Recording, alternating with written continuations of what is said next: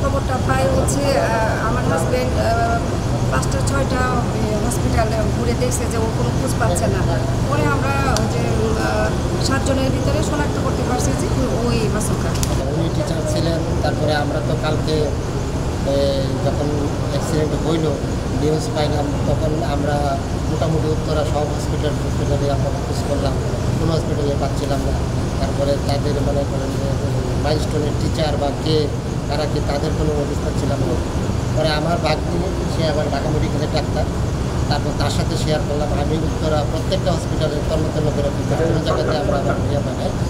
তো আমার ভাগ্নি পরে ওর রাত্রে কালকে ডিউটি ছিল, তারপর ওরে বললাম। ও মোটামুটি আইসা বার্নিং মুখে একটু হদিস করে সে একটু হিস পাইছে যে হ্যাঁ পাওয়া গেছে, মাসুকা নামে একজন আছে। তারপর আমার বললো যে এটা বাবা তুমি আসো, তুমি তো বুঝতে পারবো। পরে আমি রাত্রেবেলা 10:30 কত পার্সেন্ট বার্ন হয়েছিল? ওর টোটাল 85% বার্ন।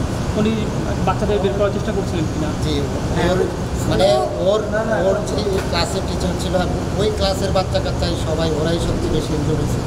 ওর সাথে ওর আরেক সহকারী টিচার, উনিও ওর আধা ঘন্টা আগে মারা গেল, তার আধা ঘন্টা পর ও মারা গেল। তারপরে আজকে রাত্রেবেলা ওদের ক্লাসেরই সিরিয়ালি 3 জন 4 জন বাচ্চা। দেশবাসীর জন্য সবার কাছে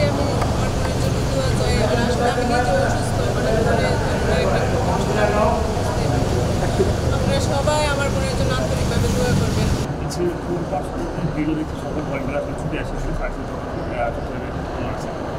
আসার পরে অন্য পেশেন্টের মধ্যে আসলে আমরা মাসুকে গেছিলাম।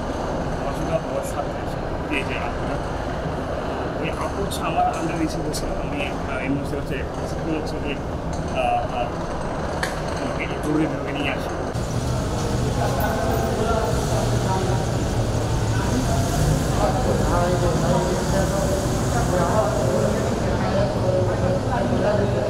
বান্ডেল থাকলে প্রতি সেনমানিতে টাকা বাঁচবে।